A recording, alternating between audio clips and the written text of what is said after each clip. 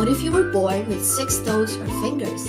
That's polydactyly, a condition where extra fingers or toes are present. About 1 out of every 500 to 1,000 babies are born with the condition, usually affected with only one hand.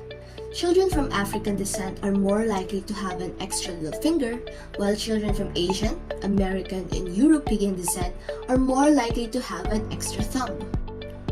As mentioned earlier, polydactyly is a condition where someone is born with extra fingers or toes. Globally, it's known, but in the Philippines, it's rare. At the Philippine General Hospital, only 11 cases were found out of 20,000 births from 2011 to 2004. In Los Baños, Laguna, about 3% have it, but in a university survey, just 1 case was found. Polydactyly is usually inherited, but it can also happen randomly. Sadly, access to genetic testing here in the Philippines is very limited. Most services are in Metro Manila and only a few geneticists are available nationwide. So while polydactyly exists in the Philippines, many families lack the resources to manage it.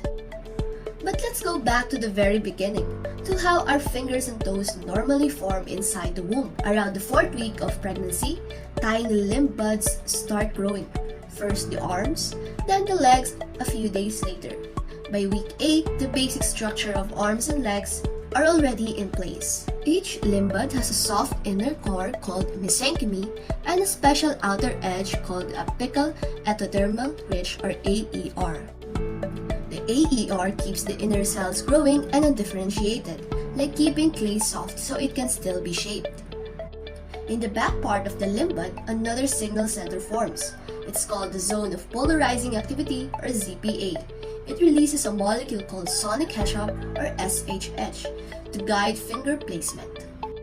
The amount of sonic hedgehog molecule and how long it's active tells each finger where to grow, from thumb to pinky. It's all about location and timing. At first, hands and feet look like little paddles. Inside, the tissue starts to condense and shape into future finger bones. But those fingers aren't separate yet. They're still webbed until a process called apoptosis kicks in to sculpt them apart. Apoptosis is like nature's sculptor, breaking down the tissue between the fingers. Special cells clean it up so the body stays safe. Thanks to this incredible process, most babies are born with 5 fingers and 5 toes, perfectly partnered and ready to wiggle. When the baby is just a few weeks old in the womb, around 9 to 12 weeks, their hands and feet start as a little paddles. Normally, these paddles split into 5 fingers or toes, but sometimes the process doesn't go exactly as planned. Inside every cell, genes act like blueprints. Some important ones for finger formation are called SHH or the sonic hedgehog molecule and GL13. They help decide how many fingers grow and where they go. If these genes send the wrong signals, an extra digit can form, and that's polydactyly. There are 2 main types: genetic polydactyly, which is passed down in families often through a single gene change. If one parent has it, there's a 50% chance their child will too. Then there's non-genetic polydactyly, which is caused by things like diabetes, epilepsy, or certain medications during pregnancy. Polydactyly isn't dangerous on its own, and sometimes that extra finger even works. Other times, doctors remove it in early life. For spontaneously occurring polydactyly, there are no known preventive measures. But since it can be linked to genetic disorders, genetic screening and counseling may help identify risks early. Treatment usually involves surgical removal of the extra digit to improve function and appearance. The procedure includes digit excision and, if needed, reconstruction of nearby structures.